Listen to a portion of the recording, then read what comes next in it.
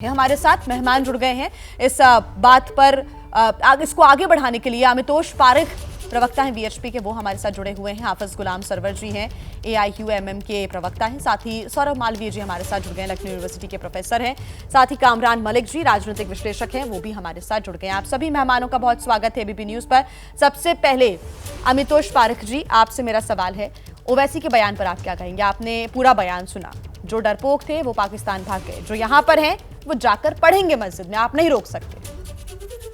जी निसंदेह ओवैसी जी ने जो कहा है, एक ऐसी पार्टी के नेतृत्व करते हैं जिसका आज तक कोई मैनिफेस्टो ही नहीं है। हमेशा रैडिकल ऑर्गेनाइजेशन से रैडिकल तरीके से डील करना समाज के अंदर में वो ओवैसी का काम है। अब ये वो बोल रहे हैं जो डर गए वो पाकिस्तान चले गए, तो मेरे भाई ऑपरेशन पोलो से तो आपकी पार्टी का इतिहास ही पाकिस्तान से मिलने का। जो आपने फरमान लिखा था आपकी हुकूमत ने कि भाई हमारे को पाकिस्तान से मिला दो, 20 करोड़ का लोन दिया था जिन्ना को, ये वो लोग हैं जिन्होंने लगातार रजाकार की तरह से भारत के अंदर में ना रहे और पाकिस्तान से मिल जाए तो जगह जगह जाके गांव जाके बलात्कार करे, रेप करे हिंदू महिलाओं का, हिंदू बहनों बेटियों का। ये वो लोग हैं जो कन्वर्जन की बात करते हैं और आज अपने देश में रहते हैं तो बोलते हैं कि हमारे को पाठ कौन पढ़ाएगा। मुझे बताइए किसने इनको पाठ पढ़ाया और किसने रेडिकल की बात करी? यही तो बात कही गई थी। हमने नहीं कहा था कि भाई हमारे पे पथराव करो, हमने नहीं कहा था कि भारत जीतेगी तो पथराव करो। पथराव करने वाले मस्जिद से निकलते हुए लोग आए थे मऊ के अंदर में, पथराव करने वाले मस्जिदों के बाहर जब शोभा यात्रा निकलती तब आए थे, पथराव करने वाले इन्हीं कम्युनिटी के आए थे। रेडिकल बात करी किसने? ओवैसी जी को अपना इतिहास समझना चाहिए, क्योंकि इन्हीं के पार्टी के यूपी के नूरपुर वायलेंस के बाद अध्यक्ष थे जिनने कहा था कि we won't let Hindus to pass wedding processions, हमारी इजाजत के बगैर पास नहीं हो सकता। ये वो यूपी था नूरपुर वायलेंस जहां पे हुआ था। सेकंड मेजॉरिटी की बात, सेकंड उसकी क्लास की बात कर रही है, सेकंड क्लास की बात करनी है तो आप पाकिस्तान देखिए, बांग्लादेश देखिए। बांग्लादेश में बोहरा वायलेंस हुआ था जिसमें एक 8 साल की बच्ची हिंदू का रेप कर दिया था और 70 साल की महिला का रेप कर दिया था। वो सेकंड क्लास सिटीजन का अधिकार था, वो सेकंड क्लास सिटीजन की एट्रोसिटीज थी। भारत एक सेक्युलर देश है जहां हिंदू आज भी मांग कर रहा है इक्वल राइट्स की, इक्वल रिप्रेजेंटेशन की। 28-2930 के प्रावधान आपको दे दिया, हिंदुओं को नहीं दिया। मंदिर हिंदुओं के नियंत्रण में ले ली सरकार के, आपके नहीं लिए। यही वो बात है जो समझना है कि it's a secular country where we talking about the equal rights, we are not talking about the second class. ठीक, अमितोष जी आप बने रहिएगा हमारे साथ। हाफिज गुलाम सरवर जी, आपसे मेरा सवाल है कि आप ओवैसी के इस बयान को कैसे देखते हैं? सबसे पहले तो आपका ओपिनियन।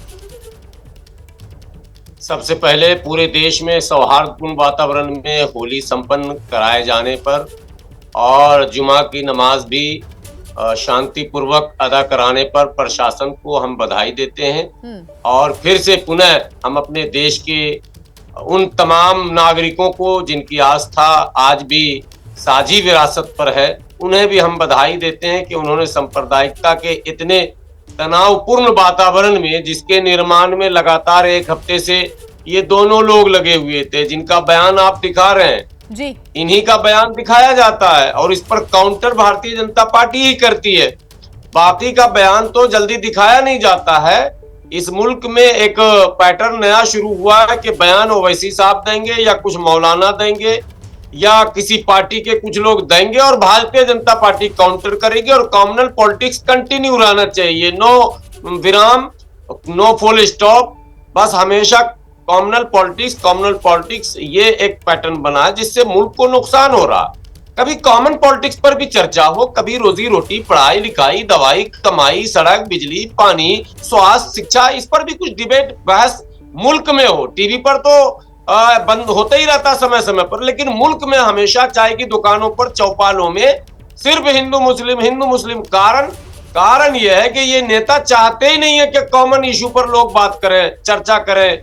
हमेशा कुछ ना कुछ, अरे होली कैसे नहीं मनाने दोगे, अरे नमाज कैसे नहीं पढ़ने दोगे, अरे मैं नहीं डरता हूँ, जो डरपोक था वो तो पाकिस्तान चला गया। ये सारी बातें नॉन इशू हैं। हमारे देश के आम लोगों से इसका संबंध नहीं है। गरीब मुसलमानों का, गरीब हिंदुओं का आज भी मुद्दा जो है वो वही है कि हमारे बच्चों की अच्छी शिक्षा कैसे होगी, उनका स्वास्थ्य बेहतर कैसे होगा। जी, बहुत अच्छा लगा कि आपने शुरुआत की कि सौहार्दपूर्ण, शांतिपूर्ण तरीके से होली का पर्व मना, नमाज अदा की गई, इसके लिए सभी को शुभकामनाएं, बधाई, और ये बहुत अच्छी बात है। लेकिन ओवैसी साहब से भी यही उम्मीद की जा सकती थी। अब उन्होंने ये बयान दिया तो सियासी पारा तो चढ़ेगा सर। वो कर लेते बेरोजगारी की बात, वो कर लेते रोटी कपड़े की बात। नहीं, उनका एजेंडा नहीं है, कॉमनल पॉलिटिक्स है उनका। वो तो भारतीय जनता पार्टी को सूट करता बहुत जबरदस्त। ओवैसी साहब तो उनके लिए अमृत है, जीवनदायी है, जीवन तो रक्षक घोल है। अगर वो कुछ उनको बोले मुद्दे लाला कर दे रहे हैं ताकि यही माहौल बना रहे पूरे टाइम। हाँ, परोसते हैं वो। ओवैसी साहब को भारत के आम गरीब मुसलमानों का दर्द का एहसास नहीं है। ओवैसी साहब को कभी भी इस तरह की बात नहीं करनी चाहिए। उन्हें खुद जो है ऐसे माहौल नहीं सामने आने देने चाहिए। उन्हें खेत में काम करने वाले मुसलमान, ठेला चलाने वाले मुसलमान, रिक्शा चलाने वाले मुसलमान और मछली अंडा बेचने वाले मुसलमान, पंचर बनाने वाले मुसलमानों का दर्द का पता ही नहीं है कि उनकी जरूरतें क्या है। कम्युनल पॉलिटिक्स से हमारा नुकसान हो रहा, हम परेशान हैं। हम चाहते हैं कि हमारी समस्याओं पर बात हो। बिल्कुल सही बात। कामरान मलिक जी हमारे साथ जुड़े हुए हैं, उनका रुख करना चाहूंगी। इसको आप सियासी तौर पर कैसे देख रहे हैं कामरान मलिक जी? क्योंकि एक मुद्दे को छोड़ा जाता है और उसके बाद निशाना होता है वोट बैंक पर। कुछ वैसा ही किसी भी त्योहार पे, चाहे हिंदू का त्योहार हो, मुसलमान का त्योहार हो, इन त्योहारों के करीब आते ही ये मुद्दों को छोड़ दिया जाता है। देखिए, हमारा हिंदुस्तान का ये दुर्भाग्य है कि इस इतने खूबसूरत कंट्री के अंदर कुछ जो है कम्युनल लोग जो हैं पनप रहे हैं पॉलिटिक्स में, और इनका हमें जो है खंडन करना चाहिए। चाहे ओवैसी जी हो, चाहे जो है योगी जी हो, इन्होंने जो है हमारे हिंदुस्तान को बहुत पीछे कर दिया है। 2014 से हाहाकार मचा हुआ है हिंदुस्तान के अंदर। ओवैसी जी जो है कम्युनल टॉक करते हैं और फिर उधर से दूसरी साइड जो है काउंटर करती है उसको, और सारे मुसलमानों को जो है बेइज्जत किया जाता है। और होली का पर्व जो है मैं भी जो है सेलिब्रेट करता हूँ जी, और मुझे बड़ा अच्छा लगता है जब होली को जो है शालीनता से मनाया जाता है। मगर ऐसा क्यों है कि एक पक्ष को जो है तिरपाल डालने पड़ते हैं?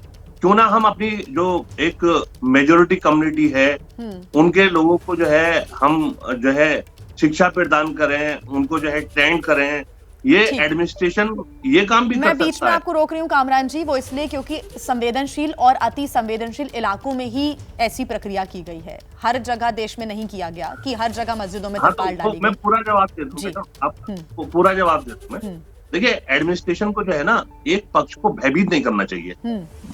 एडमिनिस्ट्रेशन को करना चाहिए कि भाई भाईचारे से आप सेलिब्रेट करो, और जो पक्ष जो है दूसरी तरफ जो है अगर ये आशंका है कि दूसरे पक्ष की तरफ को जो है रंग डाला जा सकता है या गंदगी डाली जा सकती है, तो उसको ट्रेंड किया जाए, उसको जो है कहते हैं एडमिनिस्ट्रेशन ही समझाए, एसएचओ साहब, सीओ साहब समझाएं और कहें कि भाई देखो होली जो मनानी है शालीनता के साथ में मनानी है, खुशियों का पर्व है, रंगों का पर्व है। इसके अंदर जो है कुछ ऐसे लोगों को जो है मौका ना मिल जाए जो कि पत्थरबाजी करें या किसी को जो है हानि पहुंचाएं। ठीक कामरान जी, बिल्कुल मेरे पास समय की कमी है। मैं एक रिएक्शन सौरभ मालवीय जी से भी लेना चाहूंगी, लखनऊ यूनिवर्सिटी के प्रोफेसर हैं। सौरभ जी, इन पूरी परिस्थितियों को आप कैसे देखते हैं? देखिए, ये सही बात है कि कोई भी त्योहार आता है तो सौहार्द के साथ मनाने की बात जरूर कही जाती है, लेकिन स्थितियां इसके उलट नजर आती हैं कई बार। देखिए, निश्चित तौर पर एक बहुत पूरे देश में और विश्व में होली को मनाने वाले सभी लोगों ने सौहार्दपूर्ण इस त्योहार को संपन्न किया। कल ओवैसी साहब की तकरीर का समय देखिए, जुमे की नमाज के बाद, नमाज के वक्त जैसे नमाज संपन्न होता है, शाम को खत्म होता है, उसके बाद उनकी एक तकरीर आती है और ये जो बयान है ये पूरी तरह से राजनीतिक बयान है। यह जो उनका बयान है कि जो डर गए वो पाकिस्तान चले गए, क्या वो भारत में एक दूसरा पाकिस्तान के सपने देख रहे हैं? क्या वो भारत को किस दिशा में लेके जाना चाह रहे हैं? और रही बात जो तिरपाल ढकने की, तो सरकार चलाने की एक इंटेलिजेंस की व्यवस्था होती है, उसके द्वारा सूत्रों के द्वारा संवेदनशील और अति संवेदनशील, जिसका जिक्र आपने भी किया, उसके आधार पर कहां कहां रक्षा सुरक्षा चाहिए और कैसे संपन्न कराए, ये सरकार के प्रशासन का कार्य है। इसलिए प्रशासन ने उस कार्य को किया। तो मुझे लगता है कि प्रशासन ने बहुत बेहतरीन कार्य किया और समाज में आज पढ़ा लिखा मुस्लिम वर्ग ओवैसी के खिलाफ ही खड़ा है। आज पढ़ा लिखा मुस्लिम वर्ग संप्रदाय के नाम पर ध्रुवीकरण होना नहीं चाहता है, रोजगार चाहता है, रक्षा सुरक्षा चाहता है। इसलिए आज की देश की स्थिति बदल रही है और ऐसे में ओवैसी की राजनीतिक रोटियों को लोग समझने में लगभग इस बात को समझ रहे हैं कि वो राजनीतिक और प्रशासनिक चीजों को हटा के सीधे राजनीति से प्रेरित उनके वाक्य चर्चा में बने रहने का।